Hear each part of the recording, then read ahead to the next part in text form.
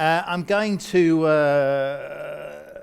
co-opt the stage for selfish purposes. I don't know if any of you watching BBC this morning. The Bank of England is starting some sort of campaign about who's going to be the new pictures on the banknotes, like who are going to be the famous people on the banknotes. And I'm going to start a number 10 petition later on today. I want you all behind me. There's only one choice. It's Sir Thomas Gresham. Sir Thomas Gresham was the father of English banking. He founded the Royal Exchange. But more importantly, he was England's first economic terrorist. He cornered the bills of exchange in the Low Countries during the build-up to the Spanish Armada. And that meant that the King of Spain's agents couldn't get hold of any payment instruments in order to buy the supplies they needed. That's thinking out of the box around money, and it deserves to be celebrated. So it's got nothing to do with my talk, but please join my campaign to have Sir Thomas Gresham on the banknotes. Talking about banknotes, see how clever that was? Talking about banknotes, which I know we sort of weren't really, but there's a lot of them about, and here's a chart that proves that. So here's the economy. It's sort of wandered down a bit and then went up a bit, and it's sort of pottering along nicely. And here's the amount of money there is in circulation. I haven't seen terribly much of it, but take it from me, these are official figures. There's an awful lot of it about, right? Actually, a lot of it's £50 notes. Has anybody, it's audience participation, has anybody here seen a £50 note recently, just out of curiosity? I couldn't even tell you what they look like. If somebody gave me a forged one, I wouldn't even know. I don't even know. There's a lot of £50 notes out there, and none of us have ever seen them. So you have to sort of vaguely wonder, well, where are they? Does anyone have any obvious theories? Don't worry, I have a chart for that too. So here's a theory, which actually I used the US figures for this one. So here's a chart which shows you roughly what's going on. These are the US figures, our figures are the same, the Euro figures are roughly the same. Who's seen a €500 note? Anybody? No, never, I couldn't even, you have? You're a drug dealer though, right? That doesn't count. I'm only talking about legitimate usage. I've never seen a €500 note. You could give me any old photocopied piece of paper and justify. I wouldn't know any difference. It's fine. Why? Well, here's a little chart which shows you why. So these are the US figures. There's more money than ever in circulation in the US. In circulation. It's not really in circulation. There's more money than ever in circulation. The production of US $20 bills is at its lowest level since 1991. What happens, you see, is that the production of the small bills, £10 notes, £20 notes, which are the things that people use in shops and for commerce and for legitimate purposes, that, as you expect, lags the development of GDP because you have a steady replacement of notes, actually, and coins at retail point of sale. So as electronic payments are gradually taken over at point of sale, this is woking. You're a middle-class audience. I know my demographics, okay? You are debit card people. Right? If I never saw, I couldn't care less if I never saw a £5 note again. I don't want them. I use my cards for everything, and so do you. Although I never use debit cards, obviously, I only ever use credit cards. It's mad paying for things with debit cards. Don't you feel like shaking somebody in the supermarket in front? They're paying with a debit card. How many air miles do you get with that? You're subsidising my air miles. Think it through, people. You think money is a neutral thing. It isn't. You need to think about it a bit more. Anyway, my point is, the low notes going out of circulation. The $100 bills, are there any Americans in the audience here today? Tell me. Thank you very much. I've never seen you before in my life, have I, Bailey? Now, can you tell the people, we're working on our magic test, not going very well at the moment, is it? Can you tell the people in the audience, can you actually spend $100 bills in shops in America? No, you can't. If you went into a shop with a $100 bill, you might as well try and spend Confederate money. They don't take it, right? There's plenty of shops here that wouldn't take a £50 note if you walk. I wouldn't. If you were a shop, would you take a €500 note? Of course you wouldn't. There is a proposal from Europe to force shops to accept. Back off, Brussels. I don't have anything to do with this. If you're a shopkeeper, why would you take a €500 note? Apart from anything else, you don't have the change, but also it's probably forged. I couldn't even tell if it was a forgery or not. What's going on? What is this cash gap? There's more cash than ever around, but it's not actually being used for its original purpose, which is to facilitate trade and commerce. What is this cash gap? Well, we all know. And actually, we have very accurate figures for that in the UK because, again, you probably don't follow these things as much as I do, but do you remember the story about GDP? Okay? So you remember Italy wanted to get its GDP up a little bit, right? I don't remember why, but there was some reason for this. And so they decided that you should count illegal things, drugs and prostitution largely, in the GDP figures. This is the law of unintended consequences writ large. So we agreed to this. So we counted drugs and prostitution in the GDP figures. But unfortunately, we have quite a lot of them. So because we have so much drugs and prostitution, the GDP figures went up. And that's why David Cameron got that big bill for the extra contribution to the EU budget. It swings and roundabouts, really, isn't it, on this sort of thing? Anyway, my point is, most of the cash that's out there by value isn't used to support the economy. It's used to support the black economy. And that's a very bad thing, right? Now,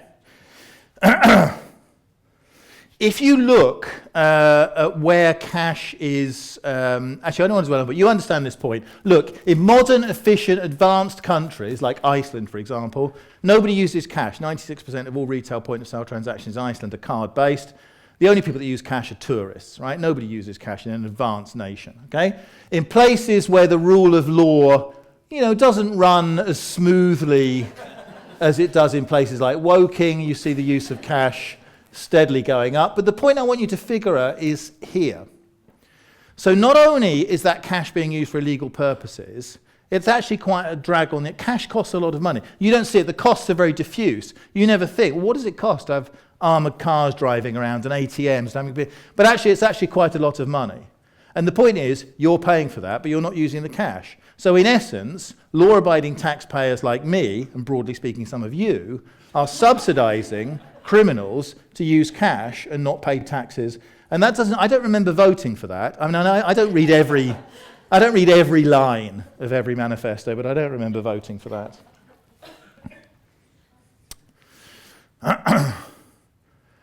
But we can't quite get rid of the stuff. It would be nice to say, let's just not have it anymore because it disproportionately benefits bad people. But we can't really say that because we have to come up with a mechanism to replace it. We're not quite there. So I thought I'd use a Woking example. I mean, actually, I have to tell you, I work in payments. You're about to hear the funniest joke in the history of the payments industry. It's a bold claim. It's a bold claim.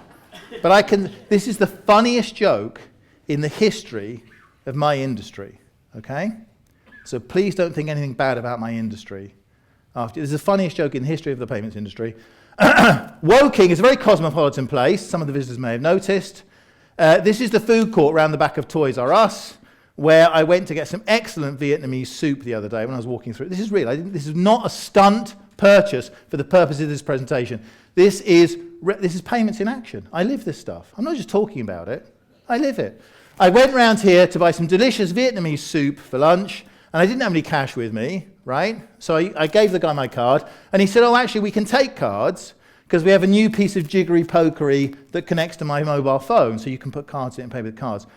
Unfortunately, it didn't work. I couldn't pay for it, so I didn't get any soup. So it was a bit of a payment faux pas. Get it? A payment faux pas! Come on, ladies and gentlemen. That's my industry for you. I'm saying that's the funniest joke. I'm going to come to the second funniest joke in a minute. So I've set the bar quite high. So we can't get rid of cash until we've got something that reliably works as an alternative. And we're almost there. And we're almost there because it's the technology of the mobile phone. You probably think about cards and checks and things as the way of getting rid of cash, but actually the way of getting it's mobile phones, as was just shown with the example of M-Pesa. I know you're not supposed to do adverts in TED Talks, but Consult Hyperion did the original feasibility study for that project down in Kenya. I'm very proud of it. But you had a little mention of M-Pesa. It's the mobile phone that gets rid of cash once and for all, not cards and checks and things.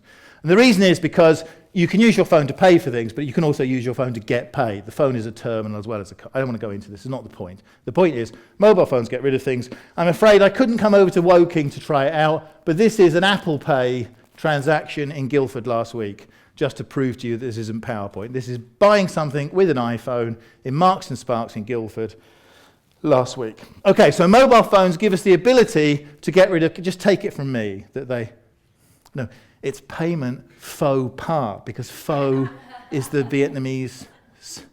I'll put it in the notes. Okay, we'll come back to it a bit later on. We'll get back to it a bit later on. Okay, so if you get rid of cash, you can do all sorts of interesting things, right? This is 5 Bristol pounds. One of the problems, if you have Bristol pounds which are cash, then that means as a shopkeeper you would need like extra tills and drawers and things. So if you want different kinds of money, but you're going to have cash, that's a problem. If you get rid of cash, then different kinds of money are just a different menu on your mobile phone. What do you care if you're paying in pounds or dollars or euros or Bristol pounds or Brixton pounds or Totnes pounds or Microsoft dollars or Guildford groats or what? It doesn't matter. It's just a menu on your phone. The barrier to innovation falls away. So getting rid of cash has some other benefits which will lead to unexpected changes. For example, for economists, getting rid of cash means that you lose the zero lower bound on interest rates. You can't have interest rates below zero, because if you drop interest rates below zero, people will just draw out the cash and hold it. If you don't have cash, you can have negative real interest rates, which gives you an extra tool for monetary policy. So getting rid of cash has lots of benefits. So which brings me to my point, which is we're on the verge of a cashless... This is the second funniest joke, I told you. But you're more visual, right? So this is funniest to you. So this is the second funniest joke in payments history. So somebody said to me the other day, a few months ago actually, someone said, I was talking about this, they said, they thought they were being clever. They should look at the figures. I know the figures. They said, a cashless society is as likely as a paperless bathroom. And they thought that was funny. So this is a picture of me using a paperless bathroom in Korea. It's real. That's real. Ignore the setting that says wide. I know that looks a little alarming. Just put that to one side. But this is a paperless toilet in Korea. I loved it so much. I'm not sure if I'm going to say this, but I used to go and work in there even when I didn't need to go to the toilet. I loved it because it has warm water and it wafts warm air. I can't even explain it. It's wonderful. Okay. But my point is, so somebody said, toilet jokes are always better with woking audiences, aren't they? So he said, cashless society is likely as a paperless bathroom. I've used a paperless bathroom. That's the point of that talk. We're on the verge of a cashless society. So my question to you is, what do you want a cashless society to look like? If we're going to get rid of cash and replace it with something else, what do you want it to be? Because at the moment, you, by which I mean society and artists and academics and thinkers, you are not thinking about this. So you're letting technologists just build stuff, right? And I'll pick the example of Bitcoin because that's in the news at the moment, right? So that's just one. So if you allow us, technologists, to build the stuff, right? So we build something like Bitcoin, which is, let's pretend it's anonymous. It isn't really. Anonymous electronic money, you can use it whatever. Do you know what you get if you let us build that? You get a giant electronic Somalia. If you want to live in a society which is entirely driven by anonymous cash, where the rich aren't accountable anymore, where whoever's got the most money can be the warlord and do what they like, well, that's what you're letting us build now, because you're not taking part in this discussion. You're not shaping or forming or visioning what's going to go on. It's pointless asking the government about any of this stuff.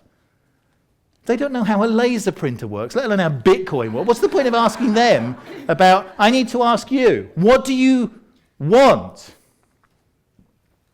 We're on the edge of that cashless society, and we can build it, but what do you want us to build? And I'm going to give you one example why I want some thought.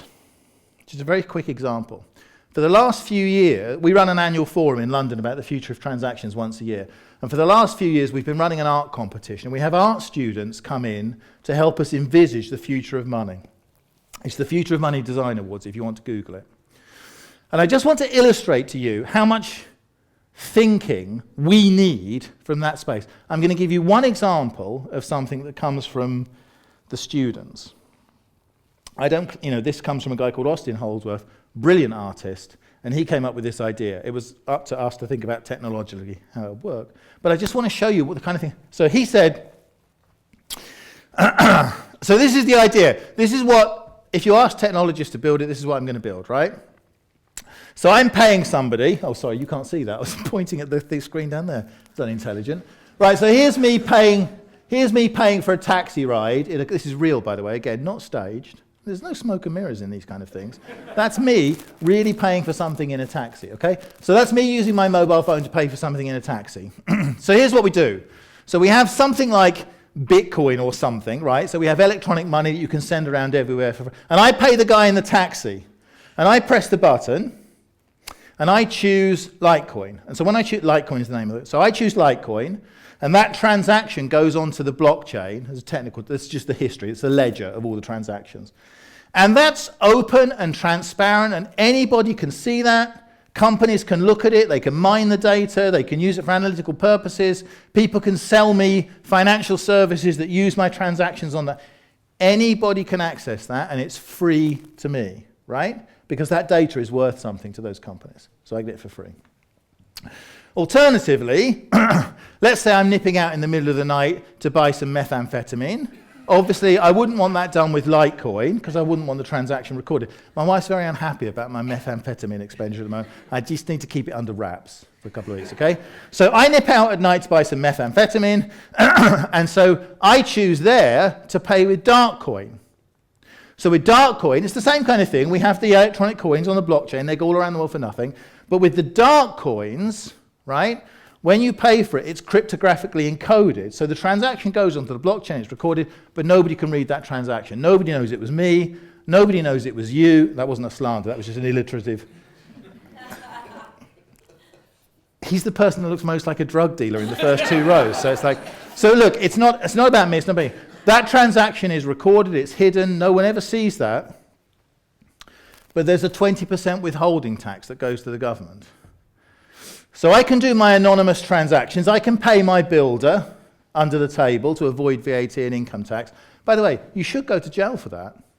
People think I'm exaggerating. I'm not. If you pay your builder in cash so that he doesn't pay VAT, you're conspiring to defraud the Inland Revenue. You should go to jail for that. The reason why I'm taking it up, the reason why I'm having problems filling out my tax form this time of year is because none of you buggers are paying any tax because you're all paying your builder in cash. Anyway, my point is, if I nip out for some drugs or prostitution or paying my builder in cash, I pay them using Darkcoin, and there's a 20% withholding tax which just goes to the government.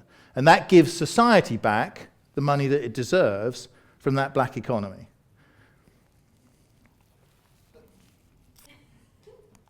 Peter Day's my hero, so I just have to show you this. On BBC iPlayer right now, I was on Radio 4 in business last week. They had a special about the future of money. So get your iPlayers and listen to it. He's a great guy, okay? Oh, sorry, that wasn't what I was going to finish on. What I was going to finish on. So, you have to choose. We're coming to this point. You have to choose what you want money to do, and we can build it. Don't let us choose what money should do, and then you lot are lumped with it. Okay, thanks very much.